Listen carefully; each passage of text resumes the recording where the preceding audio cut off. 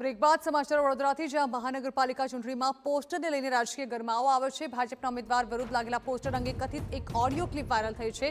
Mask બેન અને ભાજપ ઉમેદવાર નીતિન દોંગાની ઓડિયો ક્લિપ વાયરલ થઈ છે। ઓડિયો ક્લિપમાં પોસ્ટર લગાવનાર માસ્ક બેન અને નીતિન દોંગા વચ્ચે ઉગ્ર બોલાચાલી થઈ હોવાનું સામે આવ્યું છે। નીતિન દોંગાએ માસ્ક બેનને ઓડિયો ક્લિપમાં ધમકાવ્યો છે। તેઓએ કહ્યું છે કે હું જીત્યો તો આનો હિસાબ કરીશ અને 28 તારીખ પછી હું મારી તમામ તાકાત લગાવી દઈશ। જો કે માસ્કમેનનું કહેવું છે કે તેઓએ કોઈનો વ્યક્તિગત વિરોધ નથી કર્યો, કોર્પોરેટરનો વિરોધ કર્યો છે। તમે સામાન્ય નાગરિક હોત તો હું વિરોધ ન કરત।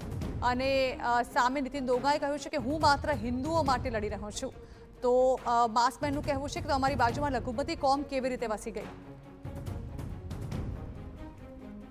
यार मामा एवरी तो थोड़ी लड़वानो आ चूंटणी लड़ीए छे के पर्सनल लड़ीए छे આપણે ચૂંટણી લડે છે તો આવી હરામીગીરી કેમ કરે તું? તો મને આજ સુધી પાર્ટીએ કમ નોંધ નહીં લીધો।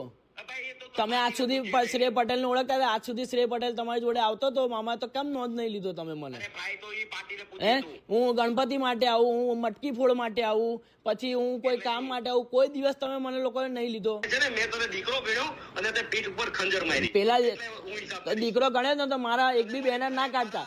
પેલા દિવસે તમે લોકો છોકરા મારા ઘરના પૈસાના બેનરો કાઢી નાખે। આજે મારા પૈસા તારા બેનર ની હું ઓકાત છે? મેં તને મારા ટેબલ ઉપર મારા જમતા મેં તને મારી સાથે બેઠાડ્યો। આ તો બેઠો તો ને, હું વટથી નતો બેઠો તમારી જોડે, તો એમાં શું ભૂલ છે યાર? વાત શું હોય? તો એમાં શું ભૂલ છે પણ? અને તમે બેનરો કાઢી નાખો, મેં બીજી વખત બી નાર્યા, અને એ તો મારા ક્રાંતિકારીના બેનરો હતા, બરાબર? મેં તને હજી કહું છું, તું તમામ બેનર માર ભાઈ। તમે કાઢાવો છો, હું કરો તો ના કરીશ તું તારી તમામ તાકાત લગાડજે। 28 તારીખ પછી હું મારી તમામ તાકાત લગાડી દઉં, હું તને સ્પષ્ટ કહું છું। અને પર્સનલ લાલે છો, રાજકીય છે ને લખી લો, તમે જીતશો। તે પર્સનલ લીધું છે ને, 100% પર્સનલ જ લઈશ। મેં પર્સનલ નહીં લીધું।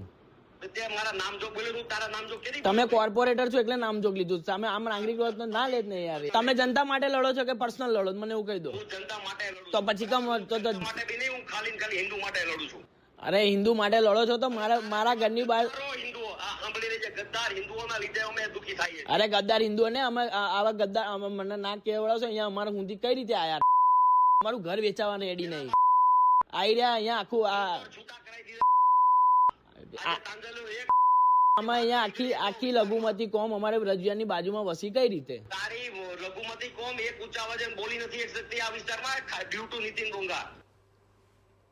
તો પોસ્ટર વિવાદ અંગે ભાજપ ઉમેદવાર નીતિન દોંગાનું નિવેદન પણ સામે આવ્યું છે। તેઓએ કહ્યું છે કે માસ્કમેન પાછળ કોંગ્રેસ હોવાનો નીતિન દોંગાએ આક્ષેપ કર્યો છે। તેઓએ કહ્યું છે કે આ છોકરો એકલો હોય તેવું મને નથી લાગતું। સ્થાનિક સ્વરાજ્યની ચૂંટણી જ્યારથી જાહેરાત થઈ ત્યારબાદ એક બાદ એક વિવાદો સામે આવી રહ્યા છે। વધુમાં એક નવો વિવાદ સામે આવ્યો છે। 2 દિવસ પહેલા જે રીતે વોર્ડ નંબર 10ના 2 ઉમેદવારોના ફોટા પર ક્રોસ મારી અને તેનો વિરોધ કરવામાં આવ્યો હતો, જે માસ્કમેનના નામથી પોતે જે પોસ્ટર લગાવી રહ્યો હતો તેની અને ઉમેદવાર અને પૂર્વ કાઉન્સિલર નીતિન દોંગાની એક ઓડિયો ક્લિપ વાયરલ થઈ છે, જેની અંદર નીતિન દોંગાએ તેની સાથે વાત કરતા એક વખત ધમકીનો શબ્દ પણ ઉચ્ચાર્યો હતો। નીતિન દોંગા આપણી સાથે હાજર છે, વાત કરીશું। નીતિનભાઈ, આપ કાઉન્સિલર તરીકે પણ રહી ચૂક્યા છો। જે રીતે યુવક સાથેની આપની ઓડિયો ક્લિપ વાયરલ થઈ છે, ક્યાંક એવા પણ ધમકીભર્યા શબ્દો અંદર ઉપયોગ કરવામાં આવ્યા છે કે જો હું જીતી જઈશ તો તને અઘરું પડશે? બેન, પહેલાં તો હું આપને સ્પષ્ટતા કરી દઉં કે સર્વપ્રથમ અમારા સાથી મહિલા ઉમેદવારના ફોટાના સાથેના જે બેનરો માર્યા હતા એમાં ચોકડી મારી। એ દીકરાને મેં મારી ઘરે બોલાવ્યો। આ જ ઘરે ડાઇનિંગ ટેબલ ઉપર જમતા મેં એને સમજાવ્યો કે ભાઈ આપણે કોઈ બી સ્ત્રી હોય એ પરિવાર સાથે રહેતી હોય, કોઈના ફોટાનો આપણે ઉપયોગ ના કરવો જોઈએ। તમારે એમનો વિરોધ હોય તો તમે બેલેટથી જવાબ આપો, બેનર ના મારવા જોઈએ। અમારી મેં બહુ સ્પષ્ટ 20 મિનિટ સુધી મારી જોડે બેઠો એ જમતા જ મેં એને સમજાવ્યો કે આવું આપણે ના કરાય, કારણ કે તારે મમ્મીની ઉંમરના છે તો આજે એ પરિવાર સાથે રહેતા હોય તો આજે જે લોકો જોવે, બહારથી બી બેનને ફોન આવતા હોય, એ સ્વાભાવિક છે। એટલે બહુ સારી રીતે મને કહીને ગયો કે સારું, હું સમજી ગયો, હવે પછી હું એ બેનના ફોટાનો ઉપયોગ નહીં કરું।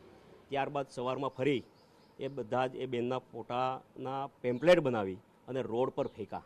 આજે કોઈ સ્ત્રીના ફોટાઓ તમે રોડ પર ફેંકો એ મારી દ્રષ્ટિએ તો બિલકુલ વ્યાજબી નથી। એવું કહી રહ્યો છે કે ક્રાંતિકારી સેના તરીકે હું આ અભિયાન ચલાવીશ, તમે કહી રહ્યા છો અત્યારે અભિયાન તું ચલાવ, 28 પછી હું ચલાવીશ, આનો મતલબ શું? ના, બિલકુલ એવું કોઈ વાત નથી। મેં કીધું 28 પછી આપણે બે સામે બેસીને આનો હિસાબ કરીશું કે ભાઈ શું તકલીફ હતી। એટલે એને ઊંધા રસ્તે લઈ જવાનો કોઈ મતલબ નથી। તમે 12 મિનિટની ક્લિપ સાંભળજો। મેં દીકરા, બેટા અને મારા પરિવાર સમાજનો છે એટલે મેં એ બી કીધું કે ભાઈ તું પટેલ સમાજનો છો, કારણ કે એણે પહેલાં બી પટેલ સમાજના બેનર માર્યા હતા તો બી અમે એને કશું નથી કીધું. બેનના માર્યા પછી બી એને સમજાવવાનો તમામ પ્રયત્ન કર્યો કે ભાઈ તું બેનના કોઈના ફોટાનો ઉપયોગ તમે નથી કરી શકતા. આ રીતે તમે લોકશાહીની અંદર કોઈ વ્યક્તિનો ફોટો, આજે બેન અંજલિબેન તમે છો, હું તમારો ફોટોનો ઉપયોગ કરીને રોડ પર ફેંકું એ લોકશાહીમાં વ્યાજબી નથી. જો ચૂંટણીનો સમય છે, ક્યાંક લોકો પોતાનો આક્રોશ વ્યક્ત કરતા હોય છે, સોસાયટીમાં આવવા માટે પ્રવેશબંધી પણ કરતા હોય છે. આ બધા જે રીતે રોકતા હોય છે, વિરોધ કરતા હોય છે, તેવાની વચ્ચે આજે ક્રાંતિકારી સેના તરીકે આગળ આવેલા જે માસ્કમેન છે તેની સાથે એવી પણ એક વાતચીત થઈ હતી કે તું મને હરાવીને બતાવ, હું તને તારી માના સોગંદ આપું છું. ના, મેં એ જ કીધું કે તું મને હરાવ્યું, હરાવવા માટે તને બધા જ છૂટ છે, પણ તું બેનના ફોટાનો ઉપયોગ ના કર. આ મેં બહુ સ્પષ્ટ તમે જ કીધું, હું જ બી કહું છું કે તમે હરાવવા માટે કરો. લોકશાહીની અંદર જો તમને એવું લાગતું હોય કે આ યોગ્ય ઉમેદવાર નથી તો તમારે એને હરાવવાના તમામ પ્રયત્ન કરવા જોઈએ. પરંતુ કોઈ વ્યક્તિ, કોઈ સ્ત્રીનો ફોટો તમે રોડ પર ફેંકો, એ સ્ત્રીની કે સ્થિતિ થાય, એના પરિવારની શું સ્થિતિ થાય એ પણ સમજવું પડે. જે રીતે નીતિન ડોંગા છેલ્લી 2 ટર્મથી ભારતીય જનતા પાર્ટીના બેનર હેઠળ આ વિસ્તારમાંથી જીતતા આવે છે, ત્રીજી વખત પણ પાર્ટીએ જ્યારે વિશ્વાસ મૂક્યો છે, આ પ્રકારની ઓડિયો ક્લિપ વાયરલ થઈ છે, તેને લઈને અનેક ચર્ચાઓ ઊભી પણ થઈ શકે છે. જી, બિલકુલ થઈ શકે છે. અને આની પાછળ પણ આ છોકરો એકલો કરતો હોય હું બિલકુલ માનતો નથી. ક્યાંક ને ક્યાંક આમાં કોંગ્રેસ પોતાની હાર ભાળી ગયું એવું પણ મને બહુ સ્પષ્ટ દેખાઈ રહ્યું છે. અને એટલા માટે થઈને કોઈને કોઈ રીતે ઉમેદવારોને કઈ રીતે પાછા પાડવા, એનું કઈ રીતે મન ડાયવર્ટ કરવું, એ પ્રકારનું પણ આ કૃત્ય લાગી રહ્યું છે. પરંતુ પૂર્ણ વિશ્વાસ સાથે અમે ઠેર ઠેર ફેરણી કરીએ છીએ. કાલે ભાયલીની અંદર કે જ્યાં 2 ઉમેદવાર એ ગામના છે, ત્યાં 300 થી 400 માણસ સાથેની ફેરણી અને એક ઘરે આવકાર જે પ્રમાણે પ્રચંડ મેળો, એને જોઈને મને એવું ચોક્કસ માનું છું કે કોંગ્રેસ પોતાની હાર ભાળી ગઈ છે.